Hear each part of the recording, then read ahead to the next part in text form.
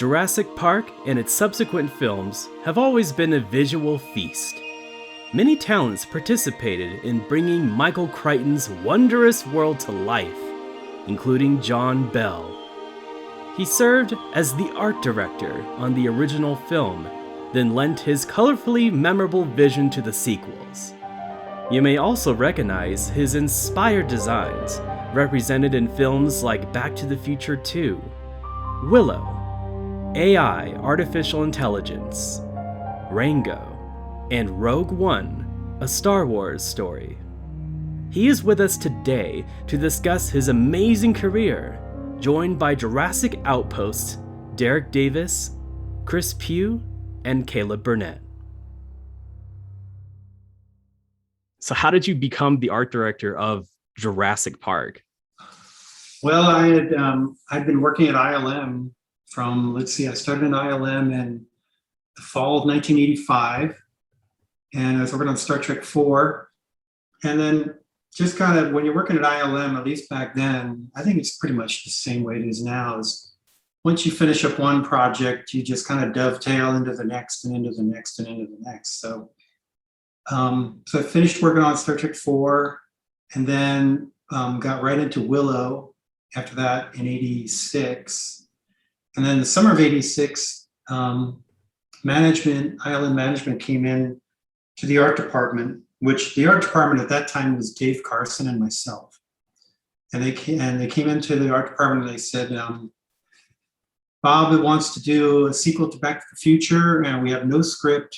We know we're going to go 30 years in the future, and there's something called a hoverboard. And so I just started coming up with ideas of what Hill Valley would look like, hoverboards, etc. And then from there, I know we're talking about Jurassic Park right now, but then after Back to the Future, then I got into Rocketeer, Cocoon, The Return. And in the summer of 91, I wanted to take a break from ILM. So I put in my request for PTO, and I was going to take off the whole summer and just go on a little road trip and see what was going on around different parts of the country. And my girlfriend at the time was Joanna Johnston. She's a costume designer. And she was working on Far and Away up in Billings, Montana. So I drove up there and spent a few weeks up there and got a call at the hotel. Rick Carter, I don't know how he found me because I didn't tell anybody I was going to Billings, Montana. But Rick Carter called and contacted me, and he said, I'm working on a new project, Jurassic Park. I said, what, Jurassic, what's that? And he says, it's this book, you got to read this book. It's Michael Crichton's new book, and it's about dinosaurs and blah, blah, blah. And they get loose and all havoc ensues. And so I said, yeah, that sounds pretty cool. And he said, well, when can you come down? I said, Rick, I'm up in Montana right now. He says, well, when can you come down? So we negotiated back and forth. Anyhow, I started in September 91 was when I moved down from the Bay Area and started in the art department on Jurassic Park in September 91. That's my long story. Hey, we like long stories here, so that's okay. Be as long as you want. And never feel bad about talking about Back to the Future, by the way, because that movie is equally amazing in its own way. All of them, all three of them. So. I just love the fact that Rick Carter was able to track you down somehow. Yeah. I don't know how he found me. Maybe he must have gone through Joanna, talking to somebody who knew Joanna, and Joanna said, oh yeah, he's at Montana. I don't know. That's amazing. It all worked out well. Yeah, it's definitely meant to be. Yeah, that's how those things go. So yeah, it's all a matter of so much luck and timing involved with these shows and getting involved with the shows. It could have been anyone, but it was just me being there at the right place, at the right time. It's usually how it works in Hollywood, right? Yeah. Oh yeah. No, that's great. I mean, what was it like working with Rick Carter? Rick was, coming from, again, I have to kind of backtrack a little bit and talk about my experience on Back to the Future, because he came up in 88, the fall of 88. He'd seen the stuff that I'd done in 86, the 30 drawings, and we'd send a slide sheet down to Zemeckis. And 2 years had gone by. And so in 88, Rick came up with a couple other, I think he came up with maybe Steve Starkey. Can't remember. Anyway, I was called into a meeting with Ken Ralston and Rick and a few other people at ILM. And Rick got me involved in Back to the Future. So we hit it off. He really liked the work I'd done on that. And he, unbeknownst to me, he kept my name in his head. And so when Jurassic started to roll up, he contacted me. And so he got me involved. And he is such a generous guy, though. I remember with like the first couple of days that I came into the art department, you know, they'd already been doing so much work. Tom Cranham, Marty Klein, Jim Teagarden. He had a whole big art department going full steam on this thing by the time I showed up. But still, he said, you know, we've done a lot of work on it. Take a look at what's being done. Look at the script. And I want you to just come up with whatever interests you, whatever turns you on, as he puts it. And just start coming up with ideas. And so that's what I did. I just started coming up with ideas for the vehicles and for props and scenes, storyboard scenes, and just a random, you know, assortment of things. And it just kind of blossomed from there. So, but it was just Rick being really generous, to answer your question. That's awesome. I mean, yeah, for him to think of you, I mean, because the way I see it is when I think of Jurassic Park beyond the movie, I think of your artwork in the original making of book, and just the way your work like exudes that personality. Oh, thanks. Yeah, it just really speaks to all of us, I think I can say. And what's interesting is there's a lot of darker elements of the novel, like the baby raptor perched on the human baby's crib in one of your illustrations. And when was it decided to scale back on the darker concepts? Boy, I don't know particulars on that one, but I was always wanting it to be pushed darker. And I think I should have known better, because if Steven was directing the movie, I knew it was going to have to appeal to kids, because he knows how much kids are enamored by and inspired by dinosaurs. So I just figured it can't be as dark as I was hoping for. And so I think he just started scaling back that stuff from the novel pretty early on. Yeah, because we've never even seen like artwork depicting like the pteranodons, for example. I mean, that's never something we've seen. So I guess they cut that pretty early too. Yeah, that's a good question. As far as you know, did you ever potentially even work on some rough sketches, or did anybody else work on anything regarding the pteranodon scene from the first Jurassic Park? Yeah, not that I recall. And I know I had done that one sketch with the baby raptor on the crib, and it never went anywhere. You know, I think by the time I had done that, it had already been decided we're going in a whole different direction tone-wise. That's a shame, because I love that illustration. Like, I love the darker stuff from the book, especially that scene, because it's such a creepy image. Dark implications. And I didn't really understand the whole scale between like a Wrangler Jeep and a T-Rex. I thought, and I drew up a sketch of this, that the T-Rex just devours the whole Jeep like a shark would. So I'd done a sketch like that, and we went, is the scale really right? Can a T-Rex really do that? Yeah, I think that was since I was like lifted from Crichton, like, you know, the T-Rex lifts the car up in the book. So I mean, I think that's where they got that from. But I mean, no, you're right. Like, that was a bit of a silly thing. And I think it was Phil Tippett who came up with the suggestion to Spielberg to cut that out. Probably. Yeah, Phil was great the whole show through. He was fantastic. Did you guys work together much on it? Yeah, he and I kind of went way back to the Willow days. That's where I first got introduced to him. And so getting a chance to work with him and Dennis Muren and those guys again on Jurassic was fantastic. Because Phil's just like a high energy, no bullshit type of guy. You know, he's going to tell like it is. And he'll bleed for his art for sure. No, that's great. We love seeing that kind of dedication for our franchise here. Yeah, there were some funny stories with him and Paul Verhoeven on Starship Trooper too. Those two are pretty crazy. Oh yeah, well they almost did a dinosaur movie together, right? Did they really? I didn't know that. That would have been something. Yeah, that would have been nuts, huh? I've had the chance to talk to Phil, and I absolutely just love how candid he is and just how passionate he is. Like you said, just sort of no bullshit, but he's very invested, and I just appreciate that level of just earnest candidacy who just says what he's thinking. Yeah, you don't come across that too often these days. No, not not at all. It's always a lot of people play politics with their words. I find, especially, I mean, which sometimes you got to, but yeah, it's very rare to find somebody that can successfully navigate the industry while remaining that candid. Yeah.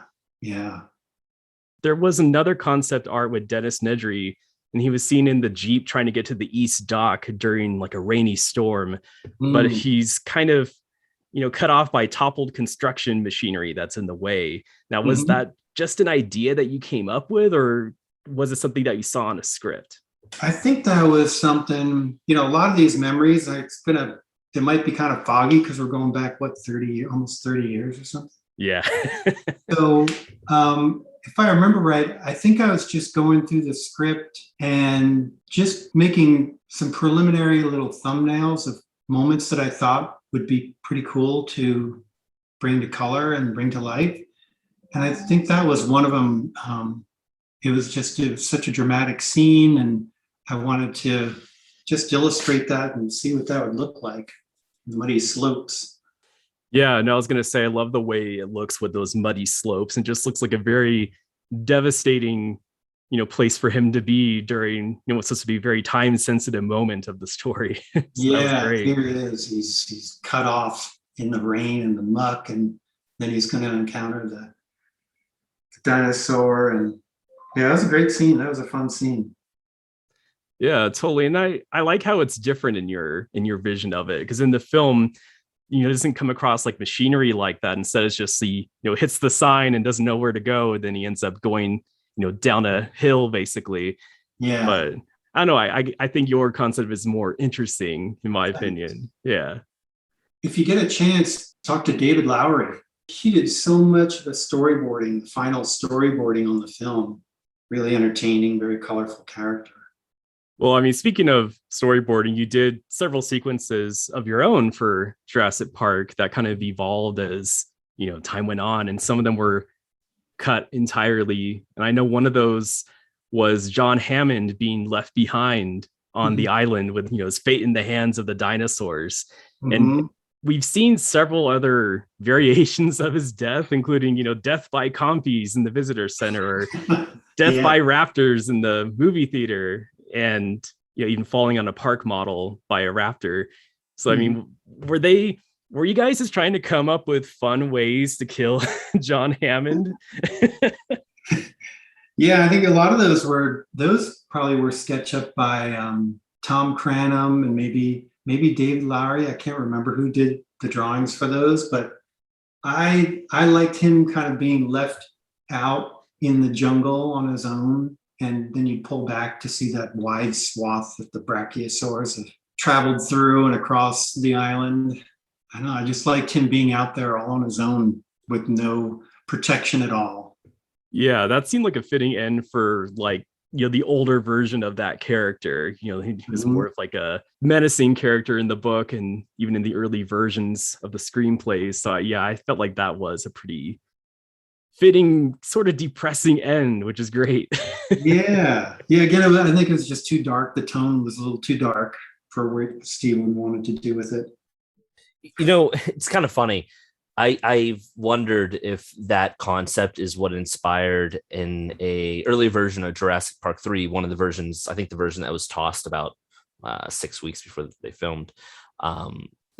Grant stays behind on Sorna at the end of it, and there's a very similar shot where like they're leaving on a helicopter, and Grant's just like kind of standing there in the forest, left behind, but by his own volition, though, is the difference. But the way that it's described kind of invokes a similar imagery to the piece of art that you did there. Yeah, maybe it did inspire. You never know what comes out and what's picked up in people's heads and gets hung on to.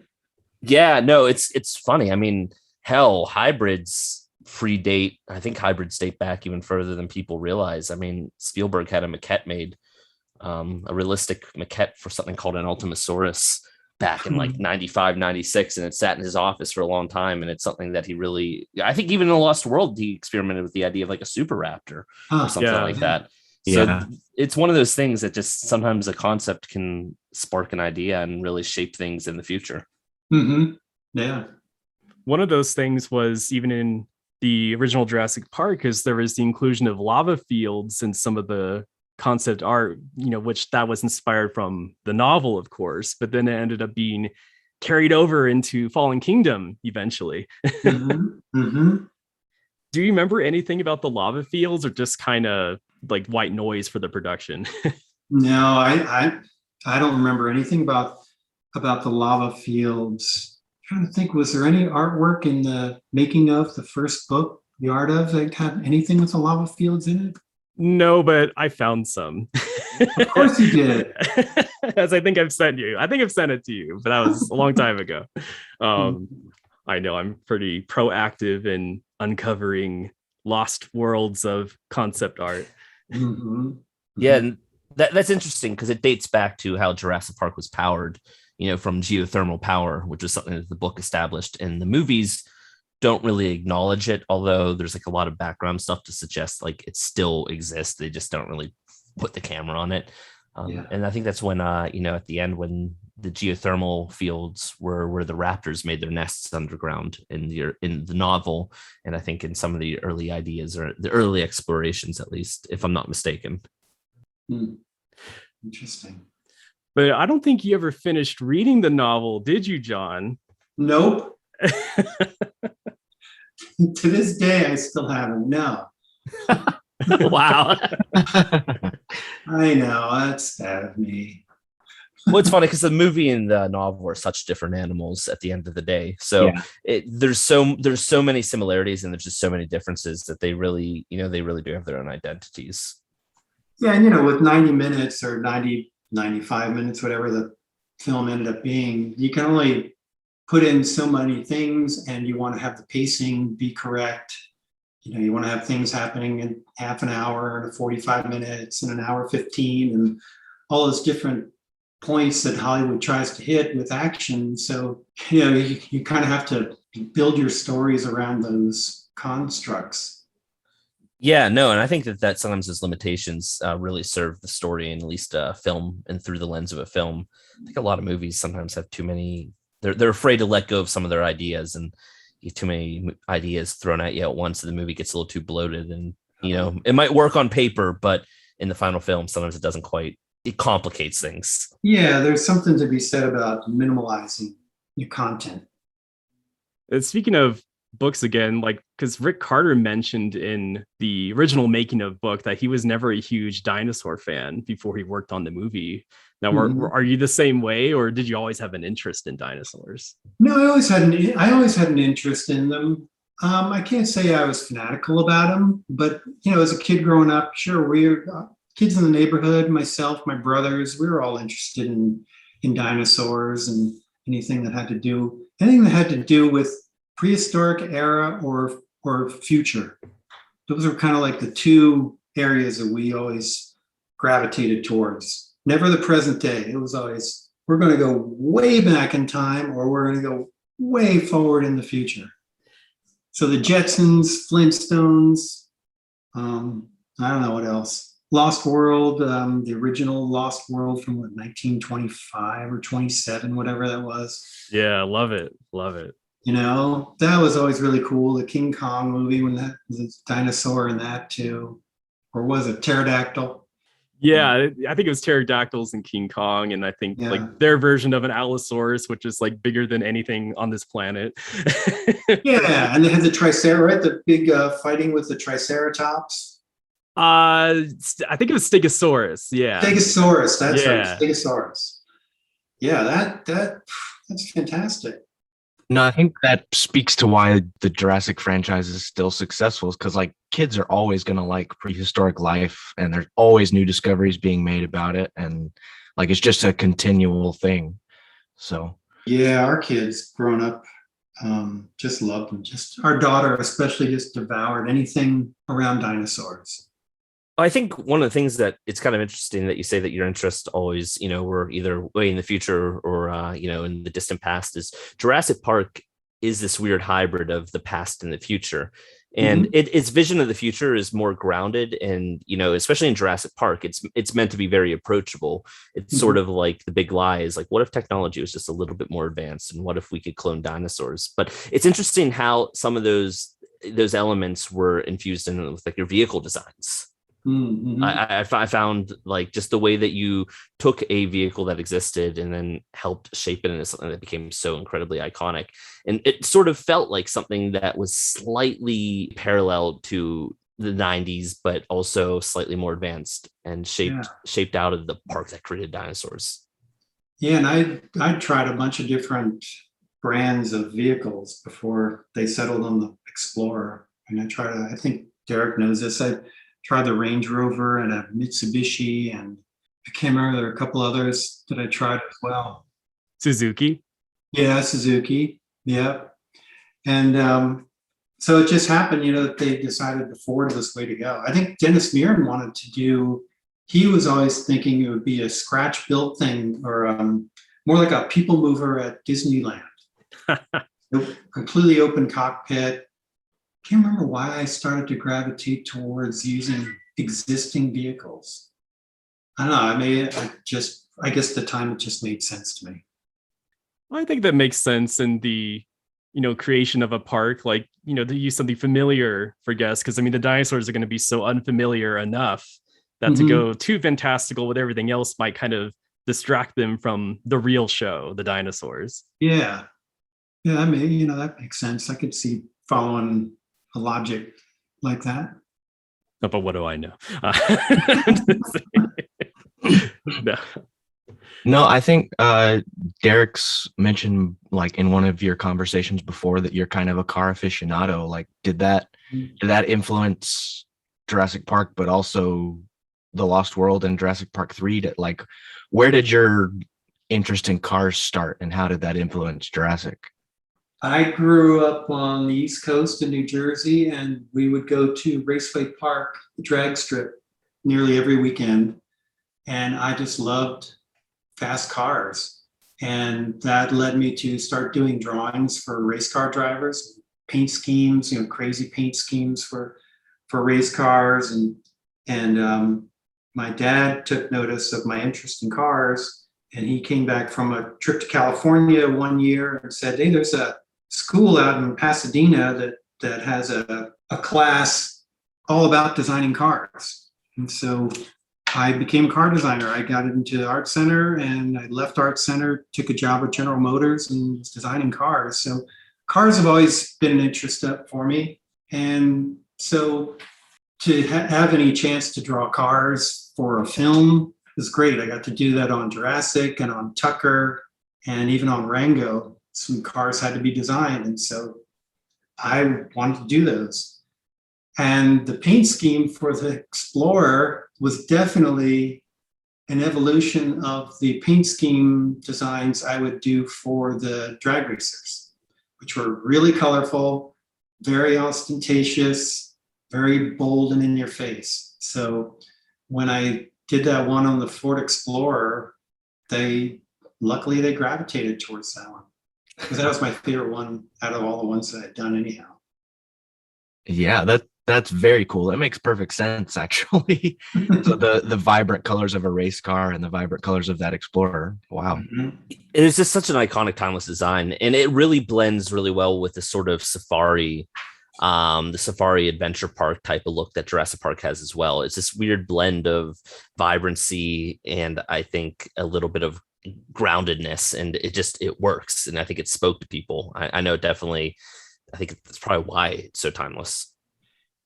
Yeah, and I think Rick Carter early on was saying, this is pretty much going to be a theme park with dinosaurs. So for me, that just stuck in my head, and doing things that were colorful just made sense because I had a big attraction to World's Fair buildings and graphics, which are all very colorful and very bold designs. So I don't know, I guess it all just kind of seeped into the project. That's great. I mean, even in The Lost World, the cars became even more prominent, at least to fans like us. We really appreciated the different designs for those cars. I mean, what were some of the inspirations for the Lost World vehicles? Those are the Mercedes ones? Yeah, they're Mercedes, and then there's like other ones like the Humvees and, you know, those kind of vehicles to like capture the dinosaurs. In that film, we had the two factions. We had the hunters and the gatherers, right? Yeah. So the hunters, we just wanted to give a more of a militaristic tone to everything. And so we're looking at things that were more angular and severe and in shape form. And then the gatherers were a little more passive. And I think they'd already struck a deal when I got involved. They'd already struck a deal with Mercedes to use SUVs in that film. So it was really a matter of, okay, what can we do to these SUVs, these Mercedes, and retain their identity, but also build in some of that Jurassic vibe. Well, and you also did the mobile lab, the trailers. Yeah. Again, I can't remember if they'd already picked a brand to use for that trailer or not. And so it's just me coming up with a paint scheme and some, additional exterior pieces, and then working on some of the interior layout to get it all sorted out and make it feel like it works with the rest of the gatherers' equipment and vehicles. I just want to, visually tie them all together so there's some continuity, so the audience can easily recognize, if you see this colorway, you see the shape language, it's going to be the gatherers, and if you see this more severe, it's going to be more recognizable as the hunters. Something I always loved was just the direction you went with customizing the vehicles in terms of like up armoring them or adding the capture cages or the capture arms or the different like observational towers and whatnot onto these vehicles. And what I think is what really spoke to me is it'd be really easy to like make them look super brutal or like super edgy, but they look very grounded. There's a sense of adventure, even in the hunters, there's a sense of adventure and fun to the vehicle designs. And but they also certainly are unique and customized, and those vehicles have always stuck with me. I got to say that I've always loved the work on The Lost World. Thank you.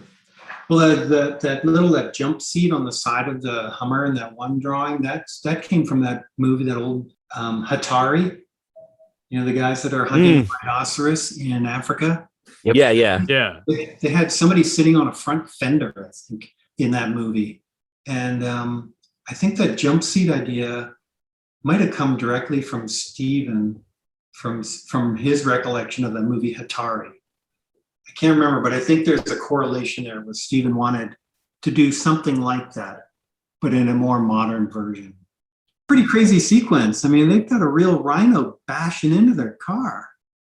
Hatari is wild. It's just fascinating and very cool for me that those two films have that connection, because I think Spielberg wanted The Lost World to have sort of an old Hollywood sort of gritty feel too. So what was it like working with Spielberg in general? Again, another really generous guy.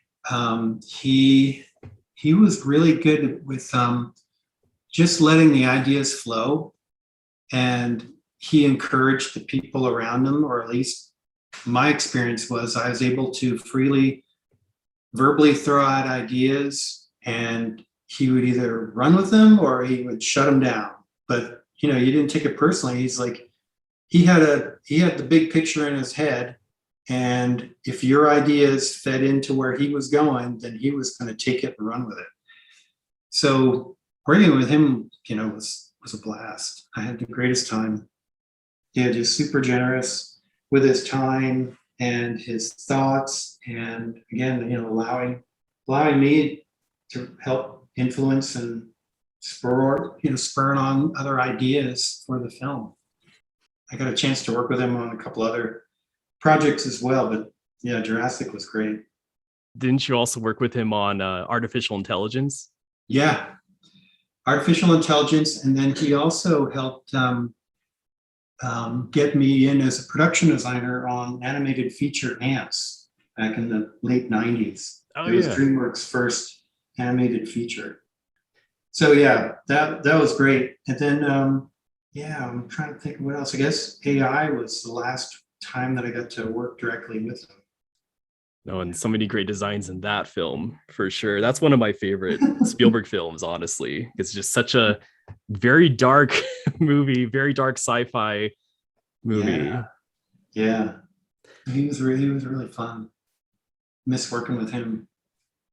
And rewinding back to The Lost World, because I know you didn't work on The Lost World quite as much as Jurassic Park. You kind of did it remotely, right? Yeah. I was living up in the Bay Area at that time.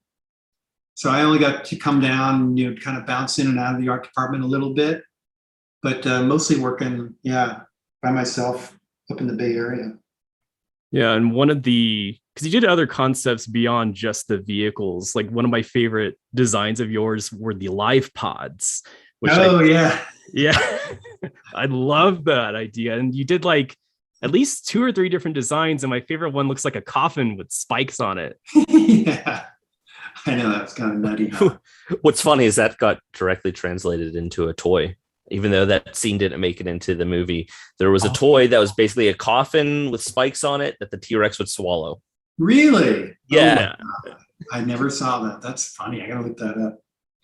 Yeah, that was the Kenner Bull T-Rex toy, and it would swallow the coffin. The spikes would shoot out. It had a little dude inside of it. He looked terrified. It was a really funny toy. That's great. Yeah, we always kind of wondered like where that came from, because I don't think that was in the novel from what I recall. So like, how did that idea come about for you? Man, I think just reading the life pods and how they were going to be used as a survival mode, I just started coming up with different ideas. And I thought, well, if the thing's got spikes on it, there's, the dinosaurs aren't going to try to bite it if it's got spikes. I just thought of it as a porcupine, basically. That's great. There was another one where it's like a big barrel that you hit in. Yeah, there was that barrel concept that you did as well. I want to say, I can't recall if it was an actual life pod in the novel, but I definitely remember there's a scene where like Arby, the character Arby, who eventually got cut from the film, climbs into a small cage, and actually the raptors like grab it and start rolling him around and running away with him as he's in the cage, and they have to eventually rescue him. And I imagine that's where the life pod came from, was like this sort of like last ditch, like hop in a cage and don't get eaten type of situation. Yeah, that could be. That's funny. Now for Jurassic Park 3, I know you were very briefly involved with that movie, and you did some motorcycle designs, but none of them appear in the movie. So what happened with that? Like, yeah, God only knows. They just asked me to come up with some motorcycles and ATVs, and so I do, and then it's kind of out of my hands at that point. I don't know. I don't remember what happened with those. It must have just been a couple days here and there that I was able to work on that. Yeah, I was just going to ask. So that's the extent of your involvement with JP3. There wasn't like earlier, like just kind of rougher sketches or ideas tossed around in an art form. No, that was it. Yeah, and the same with the ones that came out just a few years ago too. Was just give us some ideas for the gate to to the park and give us some ideas on what the visitor center might look like now. And, it was really limited time. They're only giving me a budget for like 3 days or 5 days or something. So, Oh, geez, yeah. yeah. You made quite an impression on it, though, because you created a whole map.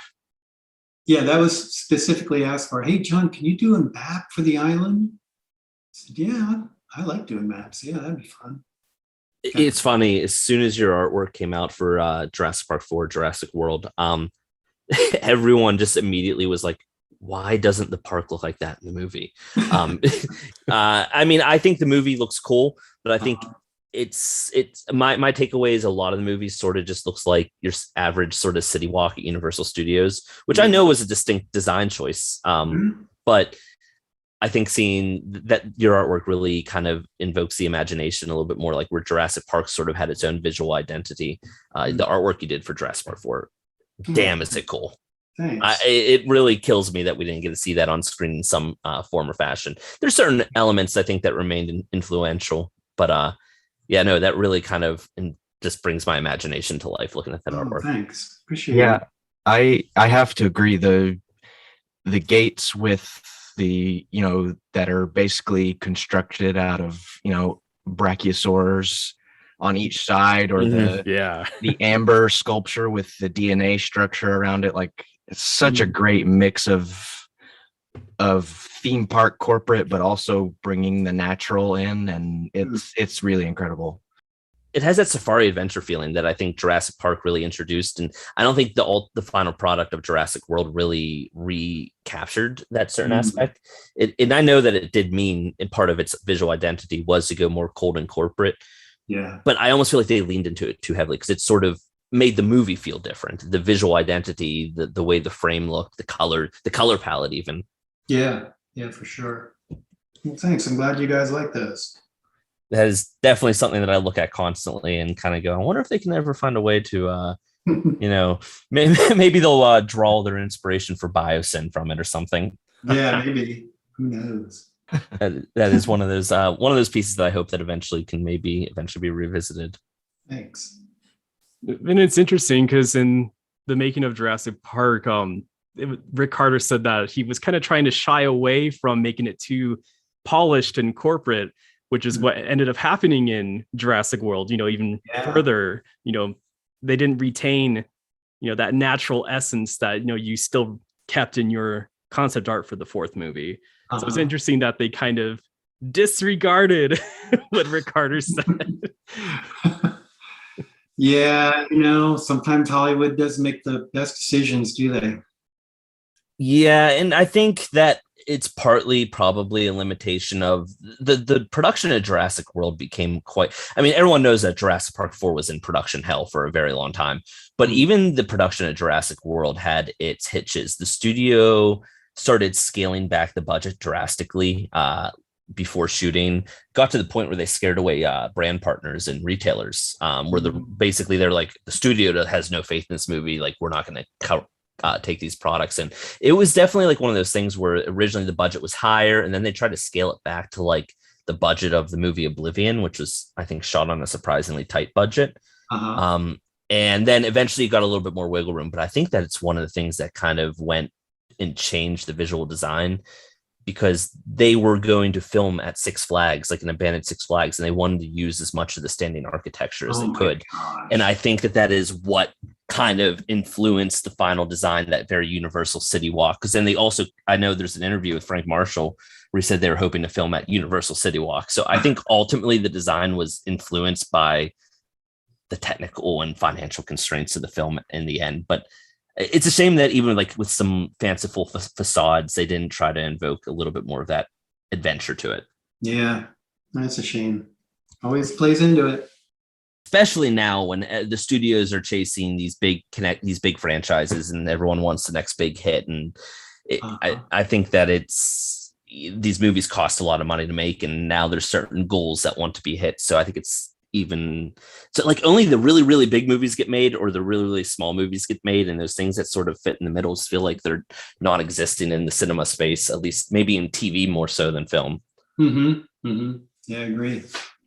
I wish they would have included in the movie certain things that your map had, like a roller coaster, like a raptor theater, or a brachiosaur restaurant. I mean, like, were those things like in the script, or did you just have free reign to come up with those locations? I think it was just free reign. I think I don't recall anybody calling out any specifics. It was just keeping in mind that it's basically a theme park with dinosaurs. So what would this map look like? So I just ran with it. It is funny. I wonder if some of those locations you did inspired some of the drafts, because some of those locations then existed for a little bit in other pieces of concept art and other drafts. So I wonder if it's one of those things where it just sort of kind of helped build the world before it then ultimately got scaled back. Yeah, maybe. And who is Richard Tanner? Because that's the name that's on your gate, Richard Tanner's Jurassic Park. Really? You don't know who that is. Yeah. Wait, on the Lost World one, on the one from 2015. Yeah, for 2015 Jurassic Park 4. Yeah. Richard Tanner. Richard Tanner. I guess that was in the script. Okay, yeah. We don't know who that is. It's no relative of mine. I've never known anybody named Richard Tanner. I think that was whatever script I was working from. I think that was a name that was in there, because I wouldn't have put it on there for any other reason. I mean, the way I'd had on the Ford Explorers, I had John Hammond's Jurassic Park on the sketch, I think. Yeah. But they didn't want that on there. I'm guessing it's funny though, because we've heard like a lot of the different characters and whatnot from early Jurassic Park 4 stories that eventually became Jurassic World. And Richard Tanner was just one of the ones where like, who the hell is Richard Tanner? But I wonder if he was the character that preceded in the final film. There's a character, Simon Mizrahi, who has the very Hammond-like role of the park owner and whatnot. And I'm wondering if that character was like a very similar, like the predecessor to Simon Mizrahi, because when Colin came in and took over, he followed, I mean, like the open park was already a thing. There's already going to be a mosasaur feeding arena. There are raptors that were trained a lot. Like, there was a hybrid, or at that time, I think it was like a newly discovered super dinosaur, but most of the concepts are there. And he just sort of kind of rebuilt the characters from scratch. But I guess it's sort of like a similar thing to Jurassic Park 3, just with more time, where you're trying to keep as true to like a lot of the core foundational elements, but kind of make the story your own within that. It's funny, Richard Tanner. Richard Tanner. I wish I had kept that script so I could have perused over it again. They didn't let you keep any, huh? I've got it, from the original film. I got the script, and I think I have a Lost World script too. Yeah, it's actually crazy, because normally after a film comes out, over time the scripts come out, but for whatever reason with Jurassic World, its scripts have remained elusive. However, there's the 2004 John Sayles Jurassic Park 4 script, which was a trip, let me tell you. I don't know if you're familiar with that story at all, but it was pretty wild. I mean, they had like ankylosaurs being airdropped out of like planes, and it really leaned heavily into the militarized raptor aspect. And there was like a evil count who had like a castle full of dinosaurs in like the Swiss Alps. It was absurd.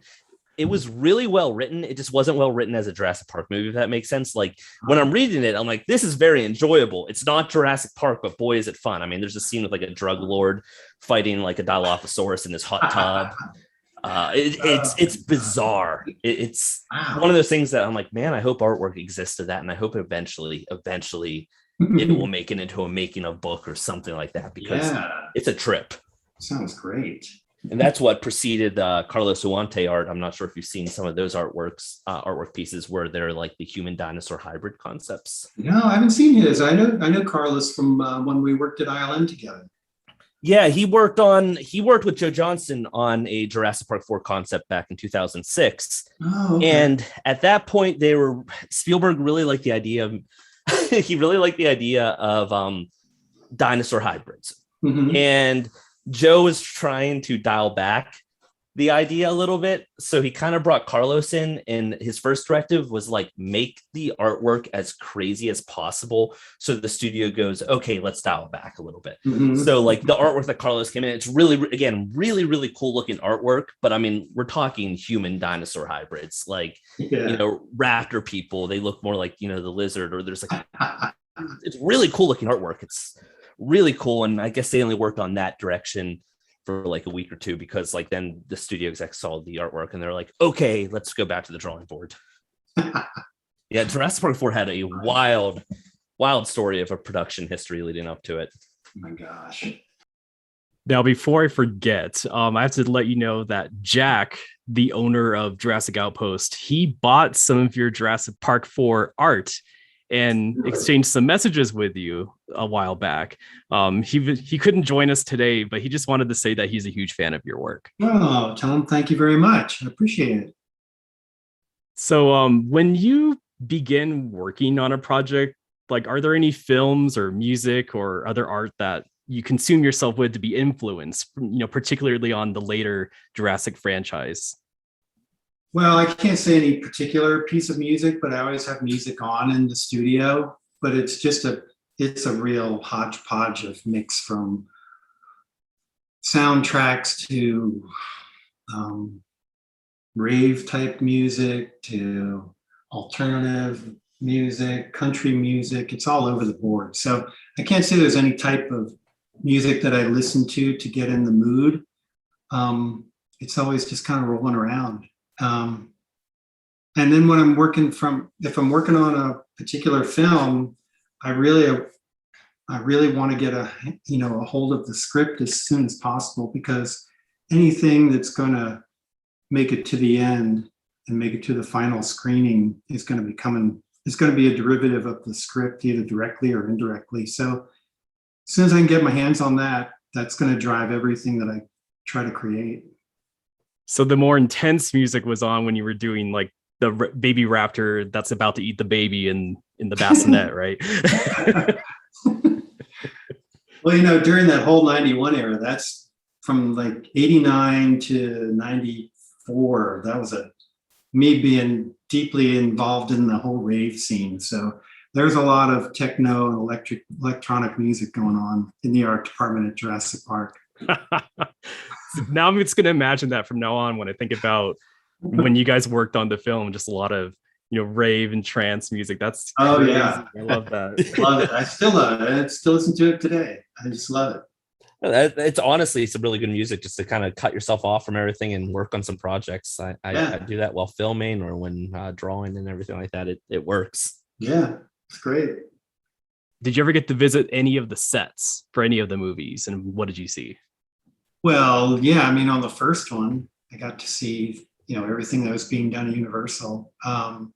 As far as successive ones, no, I didn't get to see anything. But going on the first one, being on the set all the time was fantastic. It's one thing to see it on a computer screen. Oh yeah, you built a model. That's a cool model. But then when you go onto a stage and you see that they're building a gigantic tree that's going to hold a Ford Explorer in it, or if they're going to have another stage where they're going to be filling it full of water and mud. I mean, that's a whole nother sense of Hollywood magic. Everything being done on a computer is kind of boring, I think. Yeah, all the blue screen. If I didn't have to work on a computer, I surely wouldn't.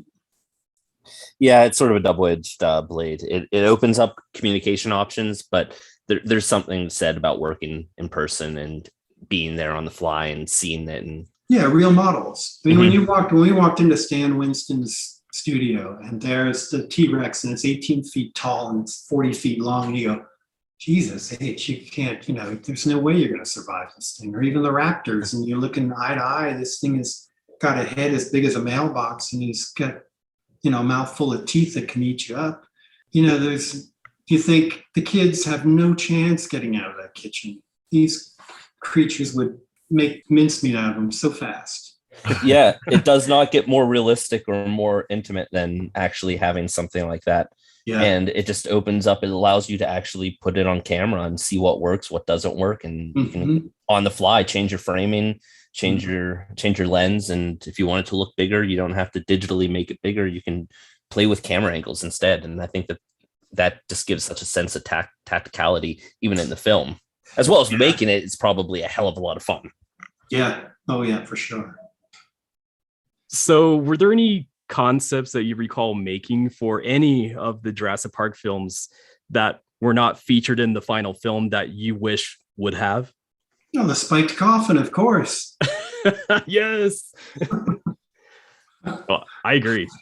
Gosh, I mean, those gates for Jurassic 2015, those, I really liked some of those gates. I thought they were pretty cool. So yeah, I wish those would have gotten involved in the final films. Yeah, no, it definitely would have made that movie more unique in its designs if any of those had survived. Yeah. So we know you've recently worked on a new book for Jurassic Park, The Ultimate Visual History. What was that process like?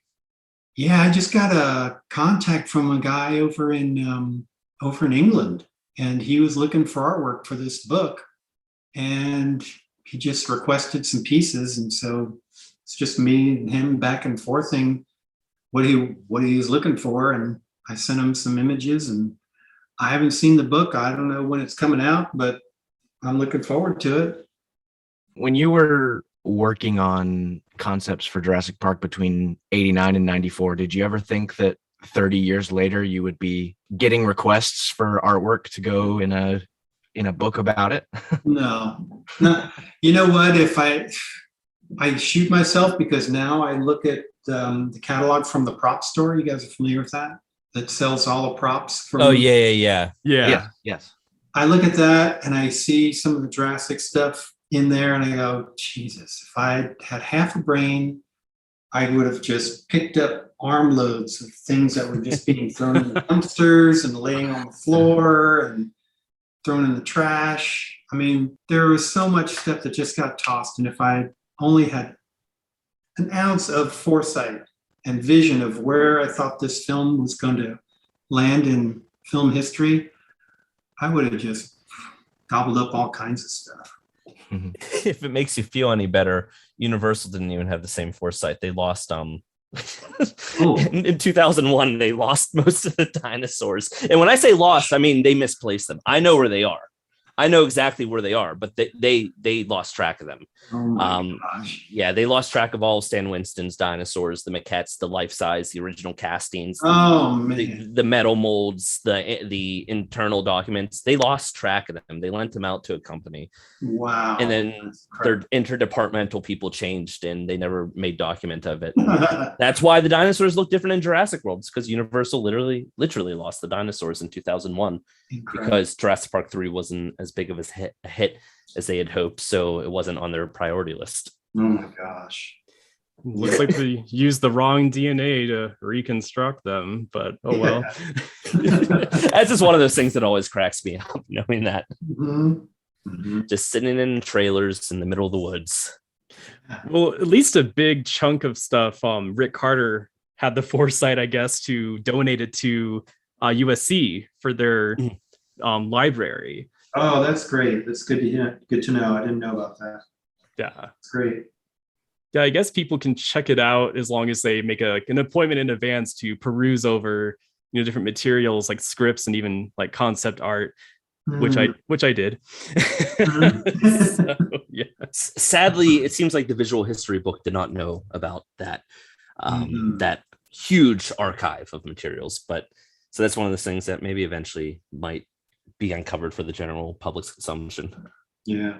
Some really cool stuff there. I do have a question, so if you were approached again, to work on a Jurassic film now, and let's say they come to you and they say, look, we're just looking for inspiration right now.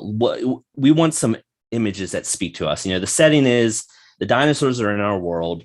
There are multiple companies. It's kind of becoming, it's like, you can't put that back in the box. It is part of our world now, not just on an island anymore. Is that something that you'd be interested in? Are there concepts and ideas that you think that you would like to see? Would you Do you know like what you would gravitate towards? Would you gravitate towards vehicles, towards structures, towards settings?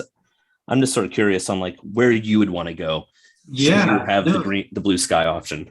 Yeah, doing all of that stuff, helping to visualize all of it. The settings, either the cities or the farmlands or wherever it's going to be, different continents. Yeah, I think it'd be great. It'd be a fun project. Yeah, I'm hopeful opportunities exist. I mean, I know that Jurassic World Dominion isn't the end. It's supposed to be the start of a new era, more, make the franchise go more global. I know they want to do films. They want to do live action TV. Hell, they've got animated on Netflix now, and I think they want to continue that. So there's definitely a lot of cool opportunity. I would just love to see a lot of that visual identity that you brought into Jurassic Park and the Lost World kind of come back. Yeah, come back with a vengeance. That'd be lots of fun for sure. Yeah, our message basically to Universal right now is if they don't hire you back for any of the future projects, they just don't need to make them. Just don't even bother. Don't do it. No, but seriously, I think that it's sort of one of those things that should happen. I mean, same with getting like Crash McCreary back on dinosaur designs. Yeah. That I think there's some really great artwork that's coming out of the new films, but I do think that he had a unique style for his, vision of dinosaurs, and what then Sam Winston Studios did really kind of brought that out. Mm-hmm. And I feel like the dinosaurs look a little different now. They're a little scarier. They look a little less naturalistic. And yeah, I'd like to see Crash come back and bring his magic back. For sure. That'd be great. That would be great.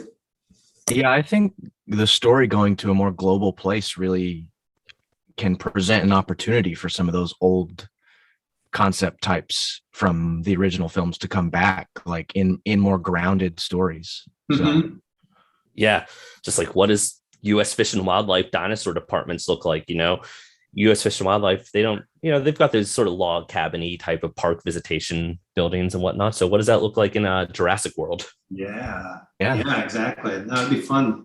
Great challenges for sure. That's just one of those things that I guess I'm kind of hopeful it happens, but I'm glad to hear that that's something that you'd be interested in should the opportunity ever come. Well, I look forward to getting an email someday that says it's going to happen. Doesn't it make it easier for you to like become part of these films right now due to like remote technology? Because you can, do your work from anywhere now. You don't have to be in the studio, like in the past. So, I mean, has that actually made it easier for you, or has it made it harder? Well, it's easier. You don't get that spontaneous back and forth when you're in the studio with everybody. You do get to focus on your tasks at hand, and you can get yourself into a different mental state. But when the chemistry's right on a project, you really look forward to going into the studio or the art department and bouncing ideas and just seeing what everybody else is doing and picking it all up through osmosis, really. If there's anything you want to plug or anything like that. I don't know what to plug. Yeah, like no new projects or anything? I'm working for a video game studio up in Oregon for Sony. Oh. And, I'm doing my own personal artwork, and that's pretty much it. I really appreciate it, you guys. It's been really fun. I enjoyed it. Yeah, thank you so much. Yeah, thank you so much. You bet. My pleasure. We appreciate John Bell for spending his time reminiscing about Jurassic Park and his career with us. I hope you have enjoyed this engaging discussion, and if you would like to learn more about John Bell, visit his website at johnbell.studio. For the latest in Jurassic news, travel to the Jurassic Outpost, featuring its own unique web store and other exclusives. And if you'd like to learn more about the untold stories of Jurassic Park, please visit Jurassic Time, featuring John Hammond's memoir program, Rick Carter's illustrated audio drama, and much more. This has been Derrick Davis.